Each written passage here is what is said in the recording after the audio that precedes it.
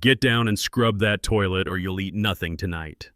The command cracked like thunder in the tiled bathroom. The woman towering above them was Angela Brooks, 33 years old, dark-skinned, steady-eyed, her presence sharp as steel. One hand pointed sternly, the other squeezed tight inside a yellow rubber glove. Her classic Maid uniform, black with a crisp white apron, bore splashes of soap and water like badges of war. "Now," she barked. Her voice didn't rise, but it left no space for argument. Ethan's lip trembled. Caleb clutched the bucket tighter. "You're really serious?" Ethan whispered, eyes brimming. Angela's gaze narrowed. "Do I look like I'm joking?" Caleb nudged his brother, face crumpling. "She's not like the others." And she wasn't. That became clear within minutes. One twin crouched low, tears streaming as he scrubbed the porcelain bowl, the toilet lid wide open. The other raised the bucket of water, ready to pour, his small arms shaking. Their sobs echoed through the mansion bathroom, mixing with the sound of dripping water. At the door, Samuel Whitmore froze, hands on his head, mouth gaping in horror at the sight of his sons brought to their knees. Winter mornings in Franklin, Tennessee carried a kind of stillness that felt both raw and cleansing. The rain had passed in the night, leaving the air brittle, each breath a small ghost against the dawn. Streets in town still held their puddles like shallow mirrors. Shop windows blinked dully in the weak light, and the Harpeth River exhaled steam as if reluctant to wake. Up on the higher ground, set back beyond old pecan trees and stone walls, rose the Whitmore estate, 3 stories of stone and copper that bore the pride of generations, but the emptiness of one. The black SUV rolled to a stop beneath the porte cochere. Its driver, Samuel Whitmore, shut off the engine and sat for a moment with the silence. He was 47, broad-shouldered with a posture still carrying the echo of his college athletic days, though time had etched stiffness into his frame. His hair was dark brown, peppered with silver, trimmed neatly, as if order could shield him from regret. A faint scar above his right brow told of some long-ago accident. It lent his face a permanent furrow. His slate-blue eyes were steady, often cold in boardrooms, but now they scanned his own home with the suspicion of an auditor. Samuel had made millions building logistics empires and investing in hotels. Yet in the quiet of his estate, he often felt like a tenant rather than its owner. Divorce had taught him that love was harder to scale than wealth, and distance was cheaper than apology. He had not told anyone he was coming home this morning. He believed in surprise. In business, it revealed truth. In family, it reminded others who still held the power. He stepped out of the SUV, his boots crunching wet gravel, and walked toward the mudroom door. The pecan branches scraped the copper gutter, a sound he knew by heart. The air smelled of wet earth, lemon cleanser, and faintly coffee, though no one should have brewed it yet. That detail pricked at him. Inside the mudroom, order reigned. Boots stood aligned, coats hung low, and hooks had been lowered so that even a child could manage them. The hall of family portraits had been rearranged 2 frames straighter, placed lower so younger eyes could meet themselves without straining. Samuel's jaw tightened. Someone had been making choices here, quiet choices, without asking him. Then came the voice. A woman's, firm but calm, from the bathroom down the hall. "Knees, boys. Scrub under the rim. If you splash, you mop. If you drip, you wipe. Who made the mess?" Samuel froze. He had expected silence. Instead, he heard authority that wasn't his. He moved forward, slow, shoulders squared. Inside the bathroom, he stopped in the doorway. On the checkerboard tile knelt his sons, Ethan and Caleb, both 12, both lanky from growth spurts, both bearing the stubborn jaw they had inherited from him. Ethan, the firstborn by minutes, had hazel eyes that held more caution. Caleb, with blue-gray eyes, had the restless energy of a colt testing fences. Their hair, messy and uncooperative, stuck up in whirls, and in their hands were scrub brushes. They were kneeling before the porcelain bowl, sleeves rolled, cheeks flushed with exertion. Standing over them, not harsh, but unyielding, was Angela Brooks. Angela was 33, African American with warm mahogany skin and steady brown eyes that carried no fear. Her black hair was braided and looped low at her neck. A faint pale scar cut above her left eyebrow and disappeared into her hairline, subtle but unforgettable. She wore a navy work dress under a lemon-patterned apron stained with soap, plain white sneakers planted firm. Medium height, shoulders squared, she exuded the quiet strength of someone who had survived storms and had no intention of bowing to small tempests. She looked up briefly, her gaze meeting Samuel's without apology. "Good morning, Mr. Whitmore," she said, calm as a clock striking the hour. "Almost finished here." Samuel blinked, stunned. His sons, his heirs, the wild and unyielding boys he'd never managed to discipline without raised voices, were scrubbing a toilet under this woman's direction. Ethan caught sight of him. "Dad? You're back early." His voice cracked with adolescence. Angela returned her attention to the twins. "Inspection," she said. She checked the bolts, the chrome handle, the base. "Passable, not art. Wash your hands, faces, and necks. Breakfast in 10. The boys rose quickly, exchanging a glance, equal parts shame and pride.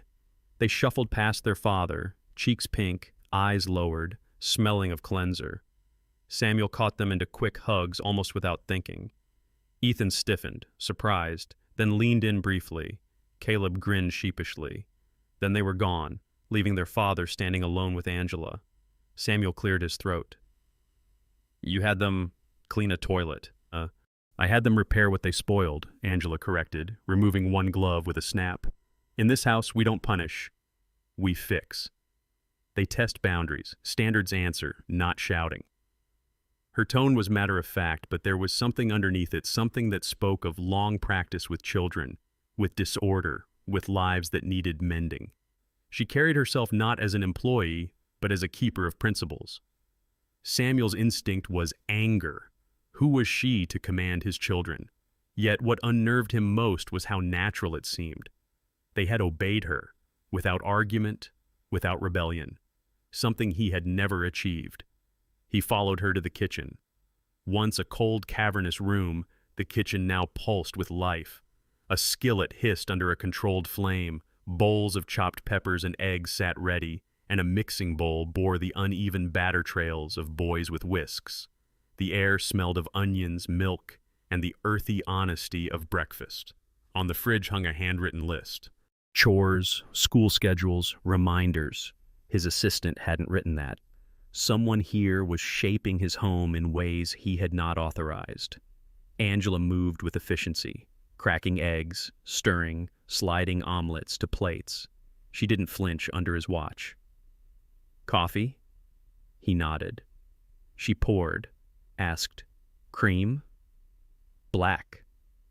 He took the mug, feeling oddly like a guest. The twins stormed in, hair damp, faces scrubbed, arguing about syrup. Angela quelled them with a glance. Batter first, then syrup. Plates to the sink after they obeyed. Samuel watched, astonished. His sons, who at school were known for chaos, sat eating like small gentlemen. Ethan told a story about a science substitute. Caleb bragged about a scrape earned in gym. They passed plates without being told. At one point, Ethan blurted, "We'll clean the pan," then blushed. Angela only nodded. Praise was unnecessary. Standards were enough. Samuel ate quietly. The food was simple, but good. He rinsed his plate afterward, surprising himself. Angela acknowledged with the faintest nod. When the boys left for school, backpacks slung, Angela wiped the counter with a damp cloth. The kitchen hummed with the normalcy he had not known in years. He lingered in the doorway, coffee cooling in his hand. Finally he asked, voice low, "Who are you that my sons listen?" Angela looked up, steady, brown eyes firm. "Someone who won't leave when they test me," she said softly. "Someone who remembers what it costs to be left." The words struck like a quiet bell inside him. Samuel Whitmore, millionaire, builder of empires, felt for the first time in years uncertain in his own house. The following morning broke with a pale frost clinging to the lawns of Franklin, Tennessee. The sun had not yet burned off the mist that clung to the Harpeth River, and the Whitmore estate stood in its solemn silence, windows catching a blush of cold light. Samuel Whitmore woke earlier than usual. Sleep had not been kind. The image of his sons on their knees scrubbing porcelain under Angela Brooks's steady command lingered.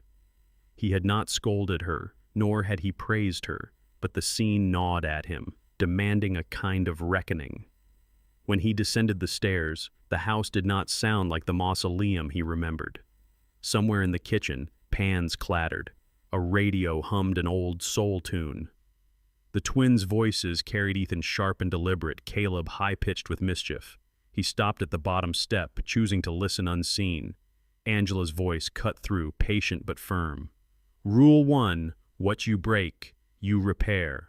Rule 2, if you scatter it, you gather it. Rule 3, what you use, you respect. That includes each other. Do we get a Rule 4? Caleb asked, cheeky. Rule 4, Angela replied without missing a beat, is that I don't negotiate with smart mouths. The kitchen erupted in Ethan's laughter, Caleb's groan, and the slap of dish towels in mock protest. Samuel stepped into the room. The kitchen was alive again.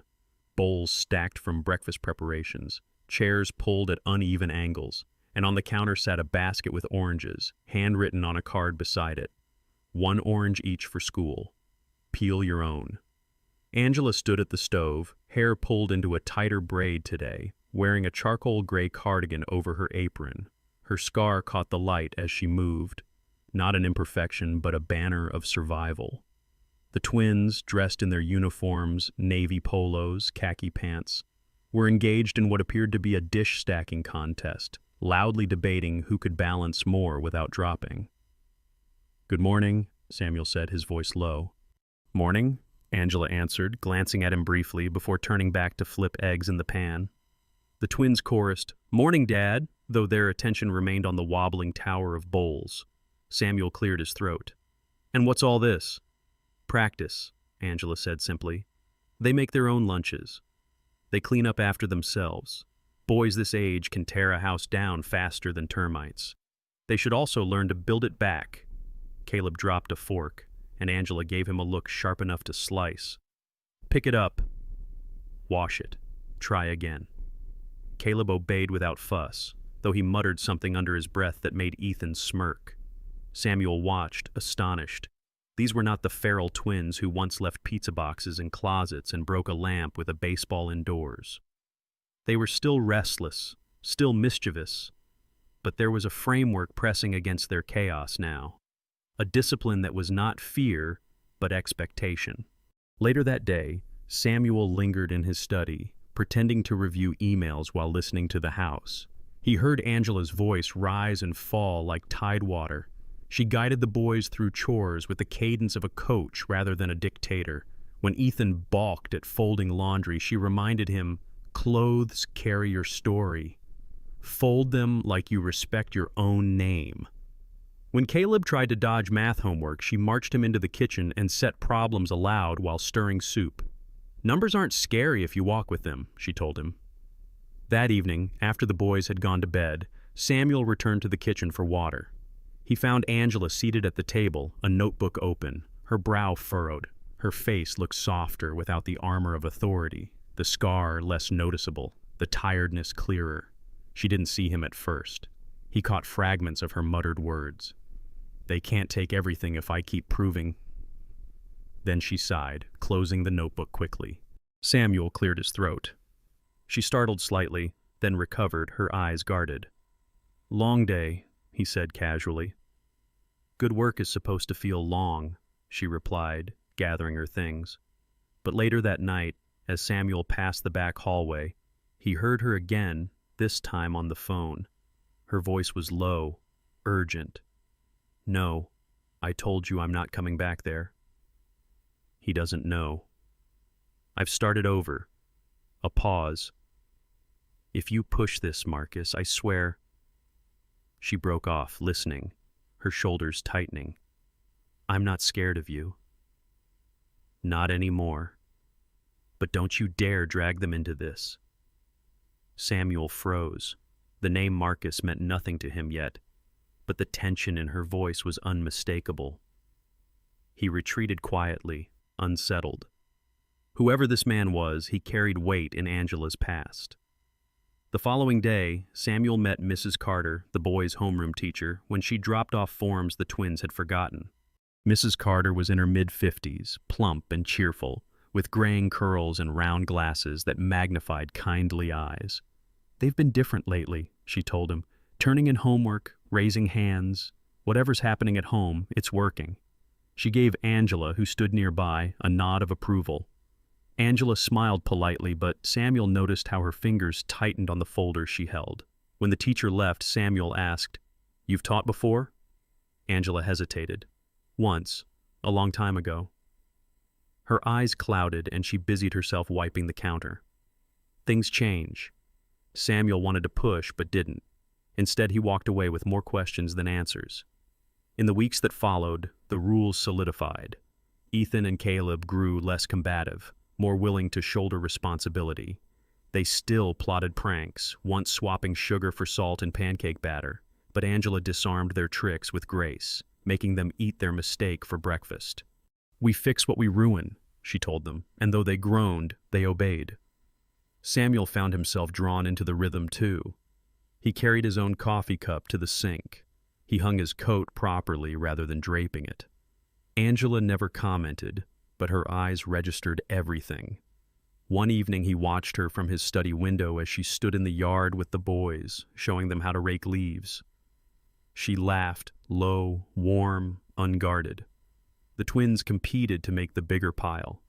Samuel's chest tightened with something unfamiliar, envy, perhaps, that she could elicit from them what he never could. That night, he poured himself bourbon in the study and sat staring at the fire. He had built empires, traveled continents, controlled markets, yet a woman with a scar and an apron had succeeded where he had failed, teaching his sons respect. Later, he heard her voice again through the thin walls, on the phone, whispering, "I told you, Marcus, I'm done. You ruined one life already. I won't let you ruin theirs." Samuel set down his glass, a slow chill creeping up his spine. He did not yet know her history, but he understood one thing. Angela Brooks was not simply a housekeeper. She was a woman running from something that would not let go, and now that something had crossed into his house. By the second week of January, the Whitmore estate had begun to sound different, almost like a house reborn. The crisp mornings carried new rhythms, the soft shuffle of twin boys folding laundry under protest, the scrape of butter knives as they prepared their own toast, Angela's voice drifting down the hall with instructions that never quite rose into shouting, yet seemed to shape the air. Samuel noticed the change first in the small things. Ethan had started tucking his polo shirt without reminders. Caleb, who once left trails of crumbs like confetti, now carried a dish to the sink without grumbling. One morning, Samuel even found the boys at the counter whisking eggs with clumsy determination. The sight had moved him in a way profits and contracts never could. At dinner, Angela sometimes joined them, sitting straight-backed but not stiff, her scar catching the low light. She asked questions that did not demand obedience but thought. "What did you build today? What did you fix?" The boys answered with sheepish pride, folded shirts, sharpened pencils, a chair leg they had helped her glue. Samuel listened, slowly acknowledging a respect he had not expected to give. He had underestimated her. On a gray Saturday, with clouds swollen like bruises, Samuel stood in his study reviewing notes when he noticed movement near the gate. The estate stretched across several acres, and the iron gates were tall, black, a reminder of both wealth and the loneliness it enclosed. A figure lingered there, not approaching, simply waiting. Samuel narrowed his eyes and stepped to the window. The man was tall, wiry, maybe mid-40s, dressed in a long coat the color of wet asphalt. His hair was dark but thinning at the crown, his face sharp as if carved in resentment. Even from the distance, Samuel could feel the simmer of hostility in his stance. The man's gaze was not fixed on the house, but on Angela, who had stepped into the yard to gather laundry from the line. Angela froze mid-motion, sheets clutched in her hands. For an instant her shoulders stiffened, and then she let the fabric fall, her face pale under its deep tone. The man raised his chin and called across the distance, his voice carrying through the damp air like a bell with cracked metal. "You live, and my mother is dead." "How fair is that, Angela?" The twins, who had been tossing a football nearby, stopped cold. Ethan's eyes darted to Caleb, who gripped the ball tighter, unsure whether to throw it or drop it. Samuel moved quickly, stepping out onto the porch. "Who the hell are you?" he demanded, his voice stern, commanding. The stranger's eyes cut to him gray, glinting with venom. "Marcus Kane. Name mean anything? Ask her." He jerked his head toward Angela. Angela stood rooted, lips parted, silence weighing heavier than denial. Samuel descended the steps, tension in his shoulders. "You don't belong on this property. You'll leave now before I call the sheriff." Marcus gave a short laugh, humorless. "Sheriff can't change the truth. She knows it. 14 years old, splashing like a fool in the lake. My mother dove in, pulled her out, and the lake took my mother instead." "You think you know discipline, Mr. Whitmore? You think you know what these kids need? She's teaching them while carrying the blood price of my family." The words lashed like whips. Angela closed her eyes briefly, memory surging. She was back at the lake, a summer afternoon turned tragedy. She had slipped, flailed, lungs burning with swallowed water. Then Armstrong, certain, had dragged her up, thrust her toward air. She had coughed and gasped on the bank while a woman's head went under once, twice, then never rose again. Mrs. Kane, who had been walking the shore that day, had traded her life for a girl, not her daughter. Angela had carried that debt like a stone in her chest ever since. "Marcus," she whispered, voice frayed. "I never asked her to do it. I never wanted—" "You never wanted?" Marcus barked, stepping closer to the gate. "You wanted life, and she gave it. And I got years of silence instead of a mother." The twins clung to each other now, confusion and fear written across their young faces. Samuel placed himself in front of them, a protective wall. He stared Marcus down. "That's enough. You've made your grievance clear. Now leave." For a moment it seemed Marcus might force the gate, but then he gave a thin smile, more chilling than anger. "I'll leave. But I'll be back. You can polish your fancy toilets and playhouse, but she can't scrub away what she owes." With that he turned, his coat sweeping like a shadow across the wet gravel, and walked down the road until he vanished into the fog. Silence collapsed around them. The boys looked to Angela, eyes wide. She bent, gathered the sheets with trembling hands, and carried them inside without a word. Later, after the boys had been calmed and sent upstairs, Samuel found her in the laundry room, stuffing damp fabric into the dryer with more force than necessary. "Who is he really?" Samuel asked quietly. Angela straightened, her shoulders squared but her eyes tired. "Marcus Kane. His mother saved me when I was a girl. She drowned. He never forgave me for living. You never told me." "There's nothing to tell that makes it better," Angela said, her voice low. "It's just the truth I carry." She turned back to the dryer, pressed the button, and the machine rumbled to life. "I thought moving here, starting again, would be enough. But the past has a way of finding you, Mr. Whitmore." Samuel stood in the doorway, conflicted. He had hired Angela to manage his house, to discipline his children. Now he saw a woman disciplined by guilt itself, a guilt that another man wanted to weaponize. And though part of him bristled at secrets in his home, another part, quieter, heavier, felt the stir of respect. She had survived, and she had still chosen to teach children how to fold shirts and clean dishes, as if small acts of order could repay an unpayable debt. Upstairs, Ethan whispered to Caleb, "Why was that man so angry at her?" Caleb shook his head, tossing the football from hand to hand. "I don't know. But she looked scared, and I didn't like that." In their room, a new seed had been planted. Questions about adults, about debts, and forgiveness that neither boy knew how to voice yet. And in the silence of the house, Samuel Whitmore admitted for the first time that Angela Brooks was more than just an employee. She was a woman bound by a shadow that now loomed at his very gate. The storm rolled into Franklin with a violence that felt biblical. By nightfall, the pecan trees surrounding the Whitmore estate whipped like angry whips, their branches clawing at the copper gutters. Rain lashed the windows in sheets, and the wind moaned through the eaves like a choir of ghosts. Inside, the house huddled against the tempest. The twins, Ethan and Caleb, had been restless all evening, hovering near Angela as if sensing the shift in the air. Samuel had retreated to his study, bourbon in hand, pretending to read reports, but listening to the storm's fury. Angela was in the upstairs hallway, gathering the boys into their pajamas. She moved with brisk efficiency, her scar catching the dim lamplight, her braid damp at the edges from earlier when she'd rushed outside to bring in cushions before the rain hit. Ethan asked, "Is it true storms break windows?" She smiled faintly, pressing a hand to his cheek. "Only if we forget to shut them. And I never forget." Caleb whispered, "I don't like the thunder." Angela drew him close. "Then listen to it as drums. Every kingdom needs drums." It was nearly midnight when the security lights at the far end of the drive flickered. Samuel glanced up from his desk. For a moment he thought it was just the storm interfering with the wiring, but then he noticed a darker shadow moving through the deluge.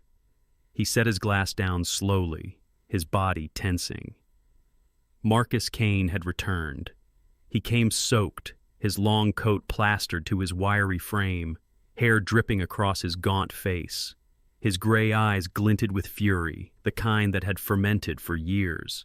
He scaled the iron gate with the agility of a man driven by obsession, dropping into the yard with a grunt. In one hand he carried nothing but rage. In the other, a crowbar gleamed when lightning slashed the sky. Inside, a dog barked. Winston, the Whitmore family's old Labrador retriever, normally gentle to a fault, staggered from his bed in the mudroom. Age had frosted his muzzle white, and his legs trembled, but tonight his growl was low and determined. He barked again, warning.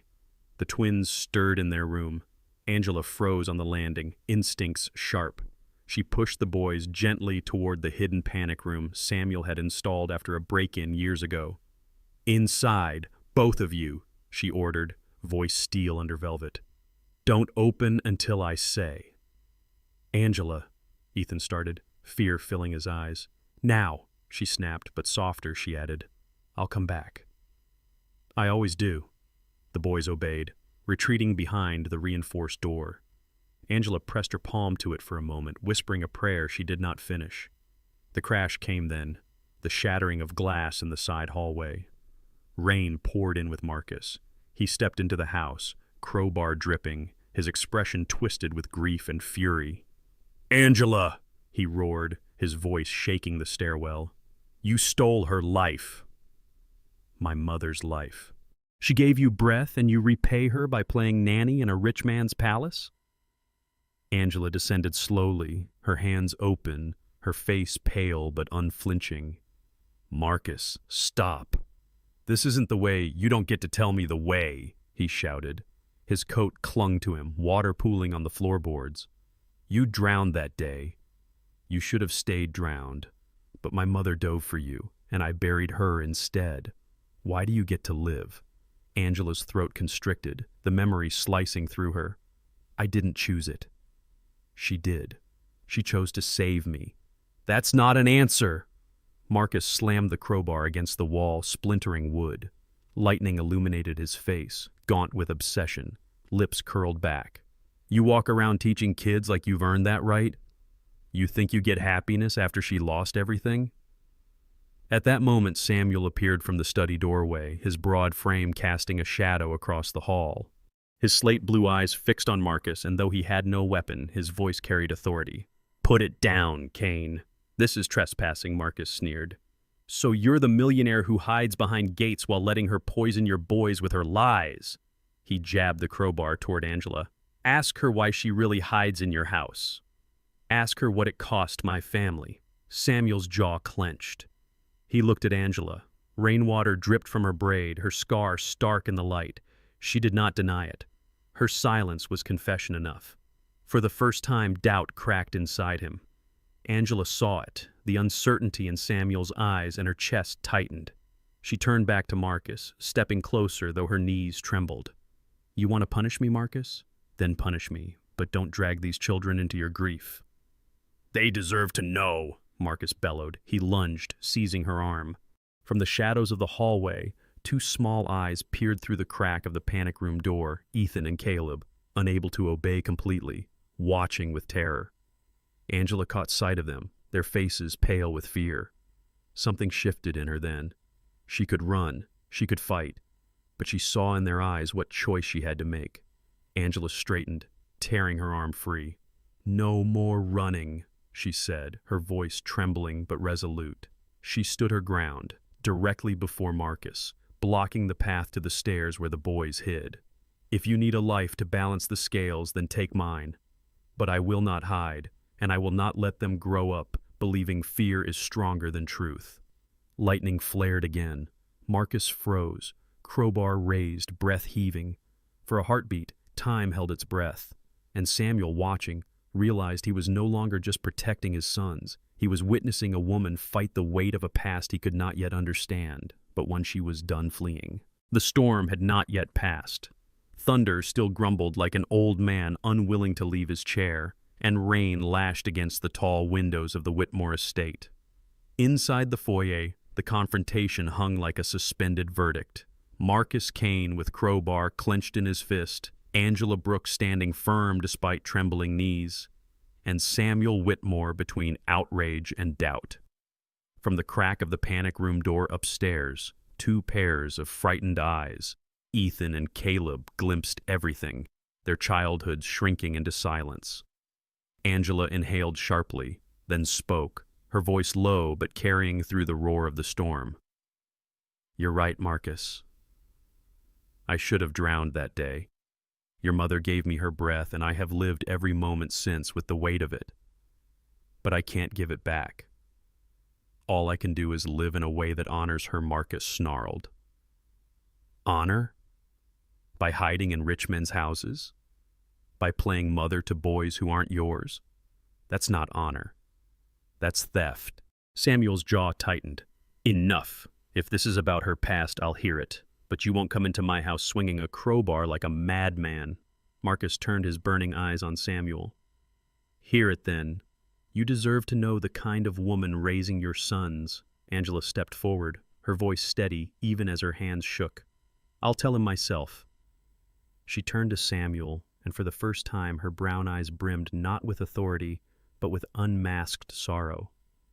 "I was 14, she began. "A summer afternoon by Lake Clybourne. I slipped, panicked. I swallowed water. I thought it was over. Then she came, Clara Kane, Marcus's mother.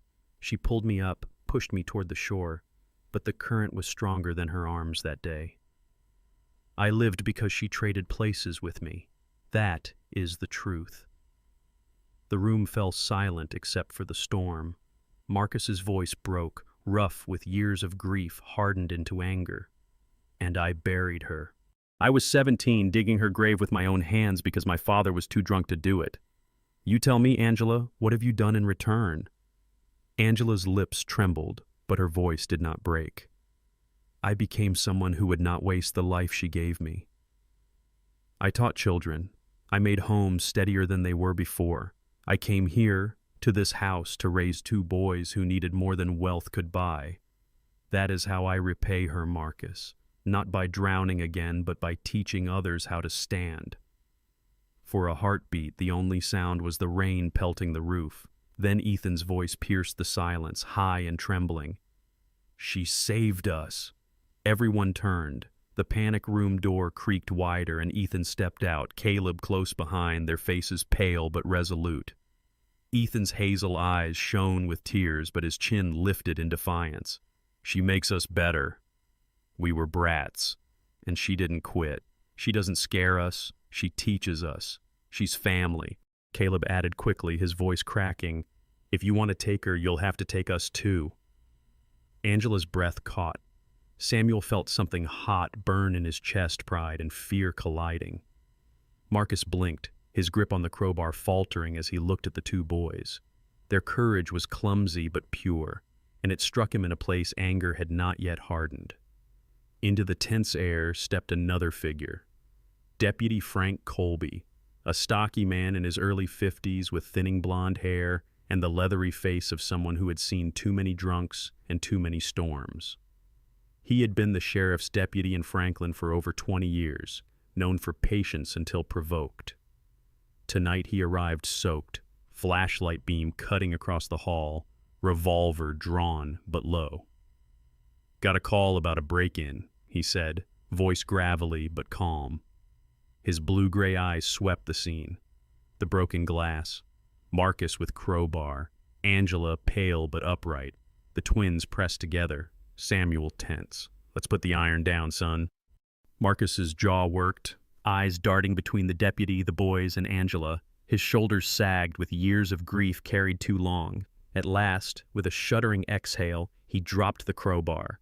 It clanged against the tile like a final sentence. Deputy Colby stepped forward, hand firm on Marcus's shoulder. "You'll come with me tonight. We'll let the court hear your grief, but not like this." Marcus allowed himself to be led, but his eyes never left Angela. They were no longer blazing with fury. Instead, they glistened with something raw loss that had nowhere to go. When the door closed behind them, the house seemed to exhale. The storm outside still raged, but within the walls, a fragile calm returned. Samuel turned to Angela, searching her face.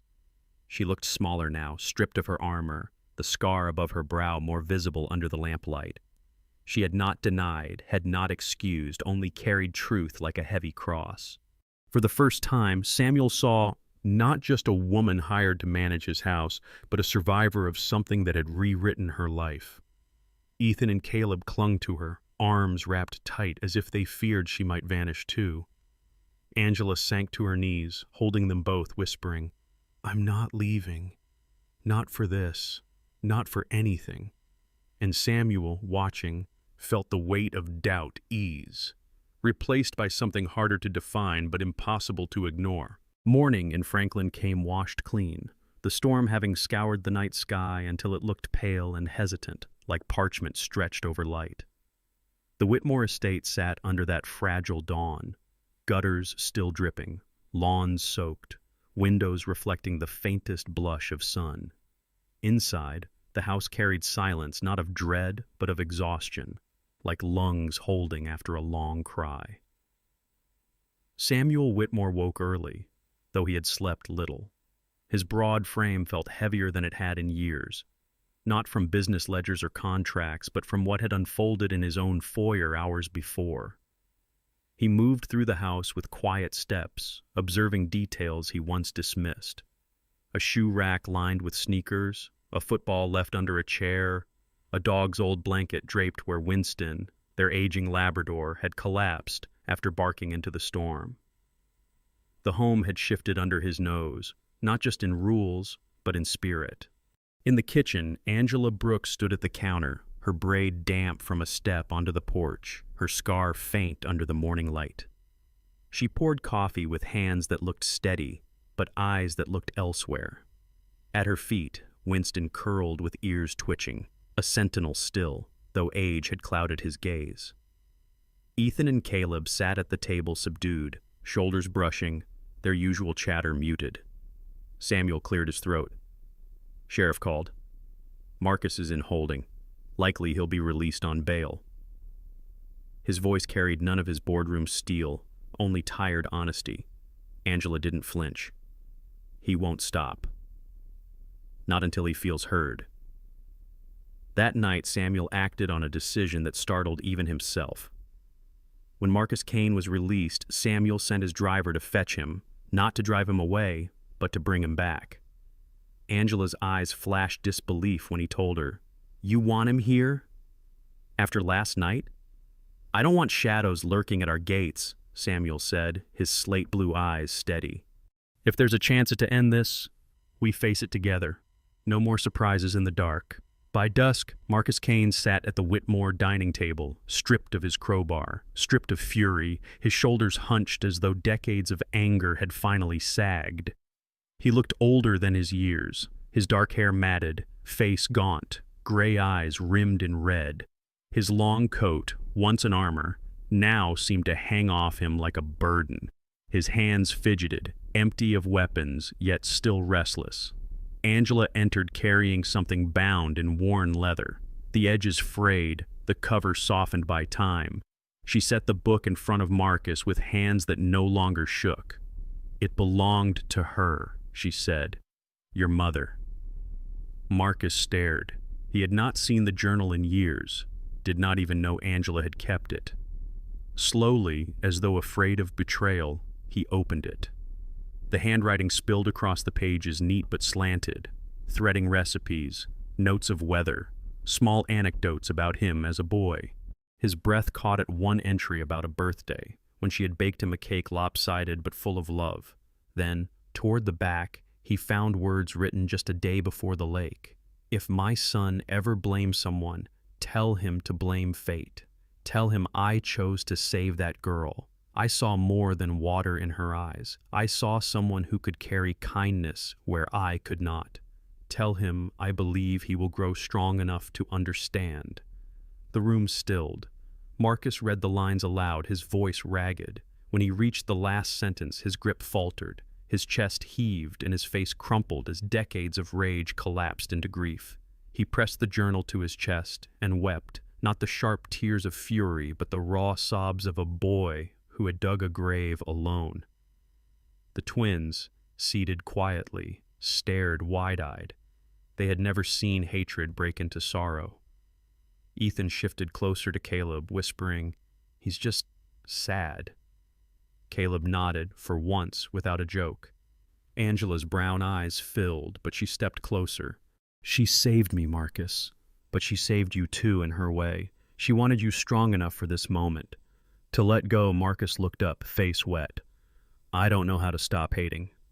Samuel, leaning forward with forearms braced on the table, spoke with the firmness of a man who had commanded rooms, but never this kind of truth.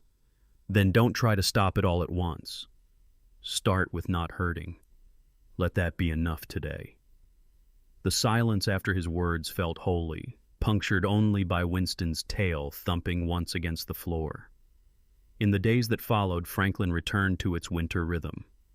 The sheriff's office kept a watchful eye, but Marcus no longer lingered at gates.